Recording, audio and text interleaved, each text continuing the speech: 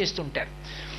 10 రోజులో 15 రోజులో ఇది తెలియకముందు ఇంతకుముందు ఎప్పుడైనా వదిలేసిన రోజులు ఎన్నున్నాయో ఒక ఏడాదంతా నేను దీపం పెట్టకుండానే ఇల్లు వదిలేసినా ఎంత పాపం వస్తుందో అదంతా పోవుగాక 365 ఒత్తులు వెలిగించి వచ్చేస్తాడు. అది ఎవరు వెలిగించుకోవాలి? ఇంటి యజమాని వెలిగించాలి. ఇంటి యజమాని దీపం పెట్టవలసిన వాడు. మా ఆవిడ వెలిగిస్తుంది, నేను టీవీ చూస్తాననకూడదు. యజమాని పంచె కట్టుకుని వెళ్ళి దేవాలయంలో దీపం పెట్టాలి. యజమాని ఇంట్లో దీపం పెట్టి సమస్త భూతములకు ఉపకారం చెప్పాలి. ధర్మపత్ని సమేతస్య అని సంకల్పం ఉంది, కానీ ఆవిడ వెలిగించి ధర్మపత్ని సమేతస్య అని చెప్పిందని సంకల్పం లేదు. నువ్వు పెట్టాలి దీపం.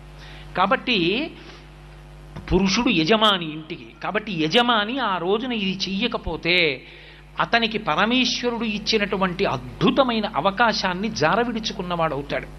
కాబట్టి ఎంతంత దీపాలు పెడతారో అంతంత అనుగ్రహం. దేవాలయ ప్రాంగణాలైతే కృత్తికా నక్షత్రాన్ని ప్రమాణంగా తీసుకు